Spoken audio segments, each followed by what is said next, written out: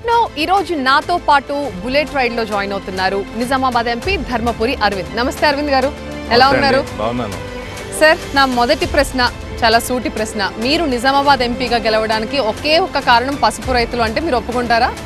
అది కూడా ఒక కారణం అనుకుంటున్నారా? చూడండి, పసుపు ఉద్యమాన్ని రైతుల్ని నేను రాజకీయంతో ముడిపెట్టాను.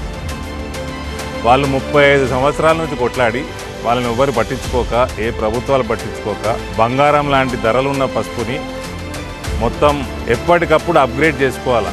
అదే రకంగా పసుపుకి ఒకప్పుడు ధర వస్తుందని కామ్గా ఉండిపోయినారు గవర్నమెంట్లు పట్టించుకోక. ఎక్స్పోర్ట్ చేయడానికి లాజిస్టిక్ సపోర్టు, ఎక్స్పోర్ట్ ప్రమోషన్కి ఏమి యాక్టివిటీ చేయాలో చేయకుండా, పసుపు స్పైసెస్ బోర్డులో ఉండే స్పైసెస్ బోర్డు వాడు ఇక్కడ పట్టించుకోకుండా, ఇక్కడ గెలిచిన పొలిటీషియన్స్ కానీ, సెంట్రల్ గవర్నమెంట్ కానీ, స్టేట్ గవర్నమెంట్లు కానీ స్పైసెస్ బోర్డుతో కోఆర్డినేట్ చేసుకోకుండా నెగ్లిజెన్స్కి గురైంది పసుపు.